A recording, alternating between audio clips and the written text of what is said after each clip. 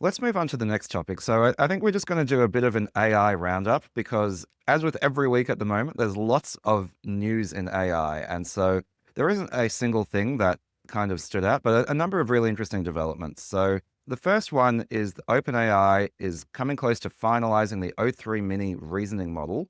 It's planning to launch it soon. We actually talked about O3 last week, Chris, which is the latest reasoning model that actually effectively beats the ARC AGI benchmark, which was specifically designed to be difficult for LLMs and therefore kind of show that artificial general intelligence is coming. So that was sort of announced over the holiday break, but not released. So the fact that a lightweight version of O3 is coming to us soon, I think marks another step closer to what more and more people are feeling is true artificial general intelligence. What are people's thoughts on this one? Genuinely surprised that it's coming so fast. When they first announced it and showed the benchmarks, I thought, well, this will be 3, 4, 5, 6 months of safety testing and whatever. Admittedly, they're releasing the mini version, which is essentially equivalent to O1 proper in terms of capabilities. So maybe it's just like a cheaper version of O1 capability in the wild.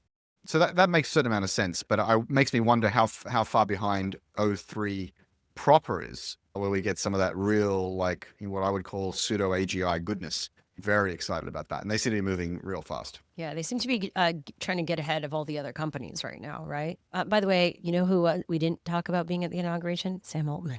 He was there. Ooh. He was there, apparently. He was there in the lineup of tech billion. No, but I feel like he was cut off. Like no one really, because he's like the new money, maybe. I don't know.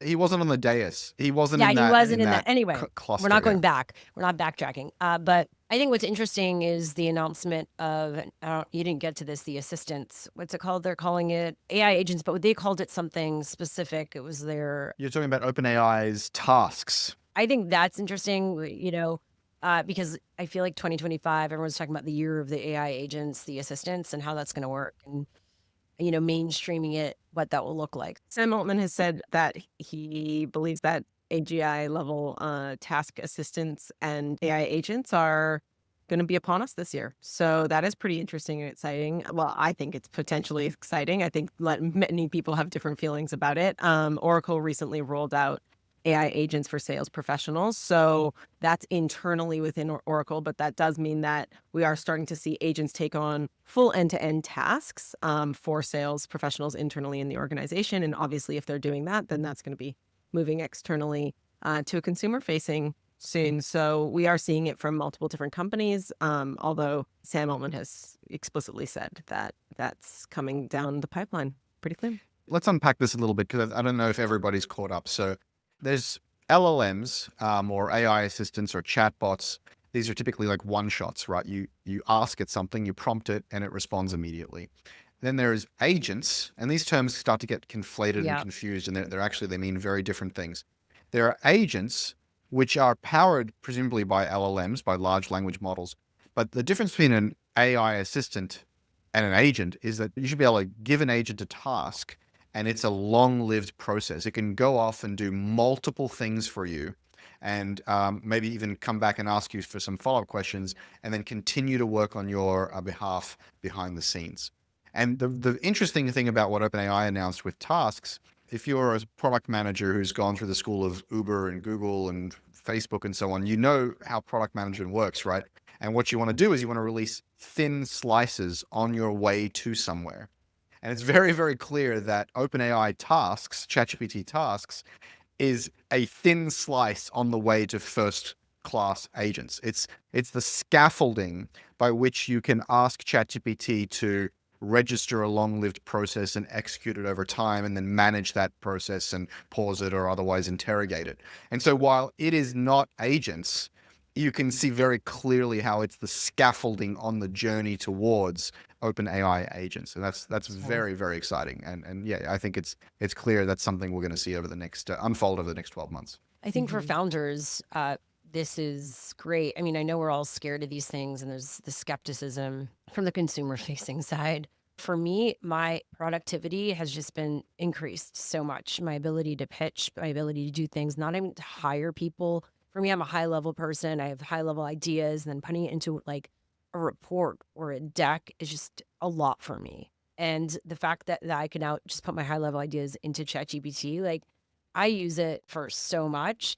So I think for small business and founders, it's a game changer and it's so helpful. And I'm hoping people see more of that versus continue this Hmm. fear mongering conversation. Absolutely. And actually, maybe I'll bring in the conversation around Boardy.ai because that was another thing we wanted to discuss. And I think that ties in very much to what you are talking about, which is that this was a startup that is an AI superconnector. It actually recently had some controversy, but it raised its own seed round, meaning the AI technology, which is, basically about contacting people both by email and by phone. I actually tried it out. It's kind of cool. It did all of the initial connections, introductions, pitching to investors. And only, once they kind of got them pretty excited, did they connect them to the actual founders. And so, of course, I'm sure there's a little bit of smoke and mirrors, a little bit of hype around this, but, the investors confirmed that they did all of their initial discussions with the AI tool itself. And so, I definitely, for me, this is, as well as being a fun story, it is a kind of a milestone where we're saying, okay, Chris and I have been discussing for the last few months with our various guests is like, is AI ready for prime time? Like, is it at a stage where it can fulfill its potential, or are we sitting in the uncanny valley where it's not quite useful in a lot of applications? And I think this is an example of where it really is replacing humans in applications. And it's an exciting time for founders because, that it's becoming a bit of a tired cliche, but it's true. This is the worst AI will ever be. It just keeps getting better. And when we return to our news roundup, we'll see every week how much new stuff is happening. It is getting better. It is getting cheaper.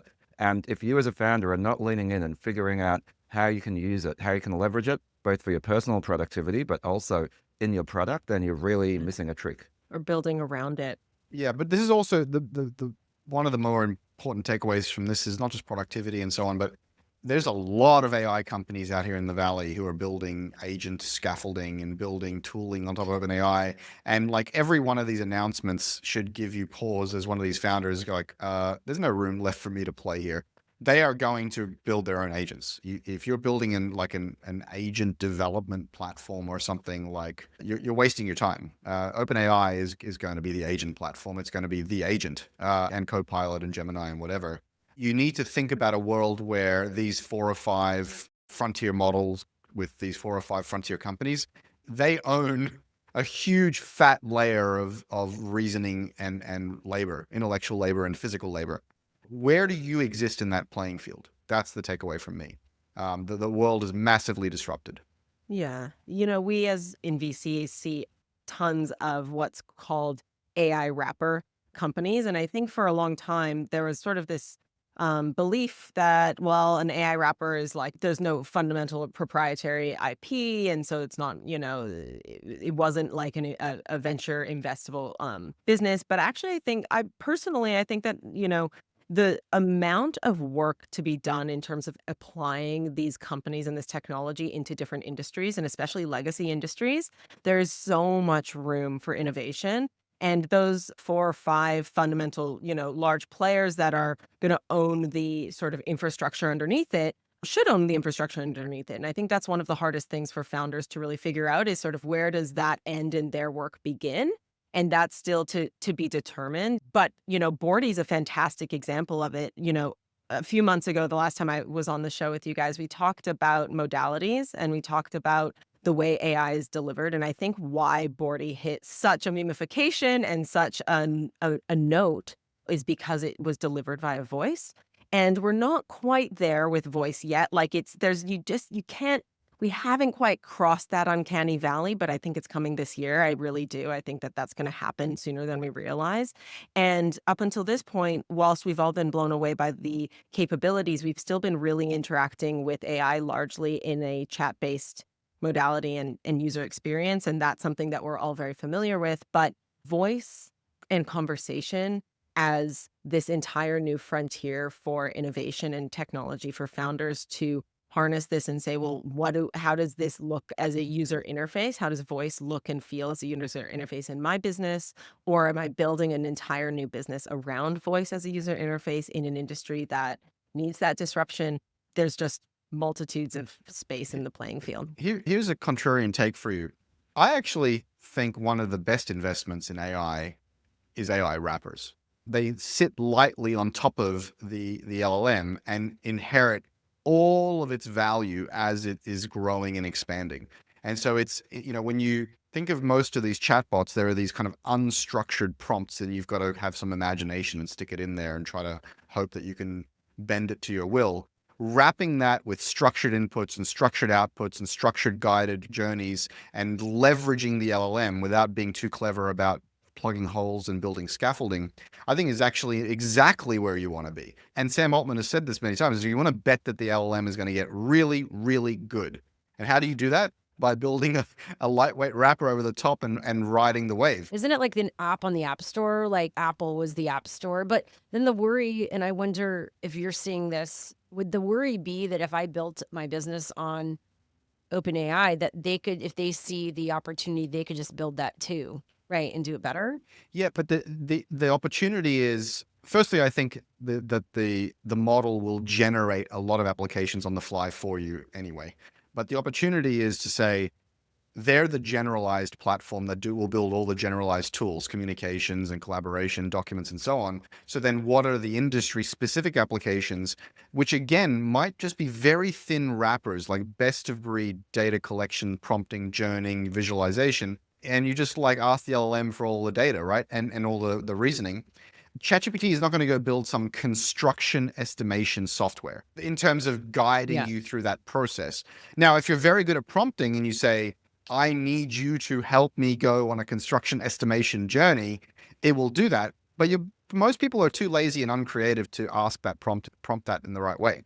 Yeah. And so the software will help you. And if I wasn't clear, I think that's what's so interesting is that at the beginning of this recent chapter, I would say maybe a year ago, broadly, that was the take is that, oh, it's an AI wrapper. It's not unique. There's no IP. But actually, I think that I completely agree with you, Chris, in that I think that there's immense opportunity if founders can identify a niche and really build and own that niche, especially in legacy industries. Yeah. Who was it that said, was it Amir on this show that said, I might be misquoting this, but AWS is just an NVIDIA wrapper and Netflix is just an AWS wrapper.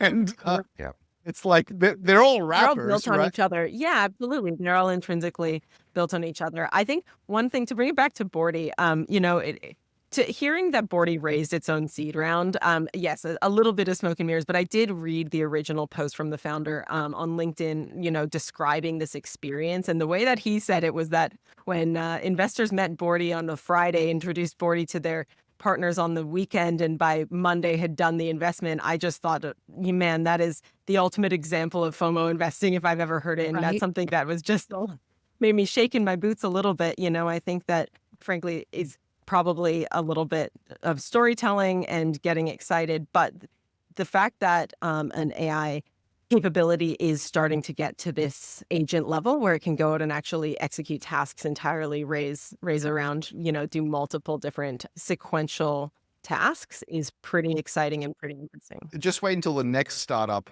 its agent is negotiating with the VC. Well, that's the thing is they're going to get smart. I mean, don't you think there's going to be a bit of a backlash of like, I don't want it. It'll feel spammy. Like, oh, another AI reaching out to me. Oh, absolutely. I already get that. We already received that inbound. But what I'm saying is Elli as a VC is going to launch her Elli bot VC, right? And the spammy AIs are going to be contacting the spam receptor. And then you're going to meet someone in person and they'll be like, I messaged you. I have no idea who you are. Like, no one's going to know each other or have any sort of sense of any conversations happening. Let me put a more positive spin on it, because I think Chris is right. Like, Ellie's going to create an Elli bot to deal with all the other bots reaching out. And quite a while ago on this show, I made the prediction that when AIs communicate with each other, the protocol language that they're going to use for that is English, right? So what we're going to have is bots talking to other bots. And, sometimes that's stupid. Like on social media, when you've got bots arguing with other bots, that's just a waste of everyone's time and energy. But if you effectively have protocol bots who are negotiating as agents of different parties to reach good accommodations, and that's just an incredible automation, right? Elli bot knows what Elli wants to invest in, and the startup founder fundraising bots know how to pitch, and they'll talk to each other and save all the time. And eventually Ellie will just get, a nicely wrapped up, deal memo or whatever and decide whether to invest or not. It seems to me like a great Oh my outcome. gosh. Life on autopilot. I don't know about that. I don't know about that, Yaniv. I think one of the most interesting things about that is that what you're saying is that people have to be very clear with what they want. And I think that that's part of, to me, one of the hardest things about crossing this chasm of going from tasking, performative tasks where you're asking an AI to do something for you and coming back versus an agent going out and executing sequential tasks and sometimes circling back and then, bringing you a final result. I think that the biggest challenge is the bottleneck's the human, because the human doesn't know what the human wants. And right now, our way of figuring out what we want is going through that process and exploring and creative thinking. And to know exactly what you want when you go in and prompt it that's why there are an entire creative class of AI creatives and designers that are brilliant with this technology, because they've learned how to prompt it, they've learned how to ask and how to know what it wants. And I think ultimately, if you don't know what you want, you can't get what you don't know what your interests are. And if you're talking about, let's say, AI bots negotiating with each other, to go into a negotiation, you need to know what your interests are. You need to know what you really want. You need to know what your best alternative to a negotiated agreement is. You need to know what your worst alternative to a negotiated agreement is. Very rarely do people go into a negotiation knowing those things clearly. The act of negotiating usually brings those to light. And so I think one of the most interesting challenges with AI when we get to that point is that people aren't going to know what to ask it, and therefore, or they're going to ask it something that they think they want, and then they're going to get not an outcome that they actually want, but it's not the AI's fault. It's actually the human's Yeah. fault for not knowing what the end Or point the AI is. could also mentor the human, saying, in order to get in this conversation, this is what I need to know. And you're like, oh, I didn't know. All right, thanks for letting me know. I'm going to start thinking about this to give you the information. So it becomes like a bit of an education support system. I mean, my issue, and then we probably need to wrap up, but my issue with some of these press-worthy AI companies, like they get all this buzz, and then you actually try them, and no offense, they do not work and suck. Like in application at scale. Like, Hey, Boardy introduced me to an awesome founder this weekend. is that true? To be fair, I haven't met the founder yet, but Boardy did introduce me to a founder. Potentially awesome. Potentially, I have someone, Don Allen, who I would suggest you follow. He's amazing. Is a creative graphic artist, works with all these AI tools, and I trust him with a lot of that. I was saying how my big issue is editing, right? Like, how do I have so much content that I capture. I know I use Opus to edit down, but having a bunch of videos and having someone, like right now, I give it to my editor saying, I want this vibe, put this thing, blah, blah, blah. I just give it her prompts, you could say. And she gives me a result, an edit, a final edit. And he goes, oh, use this company, Eddy.ai. Oh, this is it. This is your solution. It was kind of, but it wasn't, again, ready for prime time. The edit that it gave me was horrible. And you could say, okay, I could put in better prompts and all that. I'm going to play around with it. It's there. It'll get there. But it's still, some of these tools are just not ready, but yet they're being boasted about as the top tools for creators. And I'm worried that people like me will play around, but like the masses that don't have the time or the patience to really play around will throw it by the wayside. And then there goes their like consumer adoption. They will, but that's okay, because that's why there are creative people, and there Yeah. there's different levels of competence at things. Just a couple of things before we wrap up quickly. Elli, you mentioned it's going to come down to your intent and your clarity of your goals. I think, like, doesn't so much of life come down to that, right? Like, just figuring out what you want and asking the right Yeah. questions, and so AI sort of magnifies that. But just one quick hot take that I heard this week, I think bears mentioning, and then we can wrap up. I heard Mark Zuckerberg, amongst all the stupid shit that he said on Joe Rogan, he said one thing that I thought was interesting. He said people seem to conflate reasoning with will and with consciousness. And he's saying those are three separate things. So they're worried about these AI agents, waking up and taking over the world. He's like, all we've managed to create is some amount of reasoning. They have no will and they have no consciousness. And we're in no danger, he believes, of creating those other two things. So what we have is this kind of raw reasoning capacity without consciousness or will. Now, one might argue, well, it's only a matter of time until this reasoning spontaneously generates will and consciousness. I don't know.